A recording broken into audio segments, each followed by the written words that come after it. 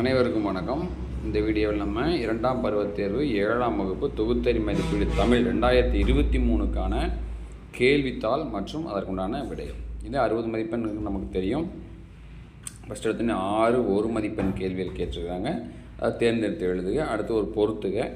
அடுத்து கோடிட்டிடங்களை நிரப்புகள் எத்தனை மார்க்குன்னு 2 கேள்விகள் கேட்டிருக்காங்க. அடுத்து எண் 4 வினாக்களுக்கு விடையளிக்க குறுவினா கொடுத்துருக்குறாங்க.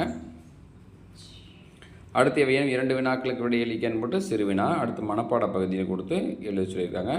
அடுத்தாக எவையும் 2 வினாக்களுக்கு விடையளிக்க 3 கொடுத்து 2 கேட்டிருக்காங்க. அடுத்து எவையும் 5 வினாக்களுக்கு விடையளிக்க, அதாவது மொழியை ஆள்வோம், அதில் எந்த கேள்விகள் கேட்டுக்கிறாங்க. 1 மதிப்பெண் கேள்விகள் மாதிரி தான் இருக்கும், ஈஸியாக இருக்கும். கலைச்சொல் தொகைச்சொற்கள்லாம் வந்துடுது. அடுத்து ஏதேனும் ஒன்றுக்கு மட்டும் விடையளிக்க, அதாவது ஒரு கதை சுருக்கம், சரிங்களா? அது ஒன்று கடிதம் கொடுத்துருக்காங்க. நூலக ஆணையருக்கு கடிதம் எழுதுக.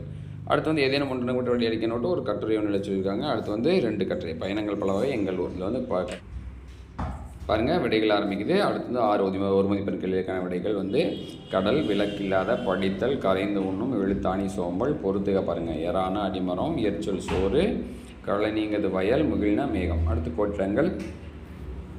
அடுத்து 4 வினாக்களுக்கு விடையளிக்க, சும்மா எளிய விடைகளாக கொடுத்துருக்காங்க பாருங்கள். அதுக்கடுத்து 2 வினாக்களுக்கு விடையளிக்க. அடுத்து மனப்பாட பகுதி கொடுத்துருக்காங்க. அடுத்து தொட்டனை தூரும் மணற்கேணி, திருக்குறள். அதுக்கப்புறம் 2 வினாக்களுக்கு விடையளிக்க 3 மதிப்பெண் கேள்விகள். அதற்கடுத்ததாக 5 அதை மொழியை ஆள்வோம் பகுதியிலிருந்து கேள்விகள் கேட்டிருக்காங்க. 5 கேள்விகளுக்கு உண்டான பதில்கள் கொடுத்துருக்குறோம்.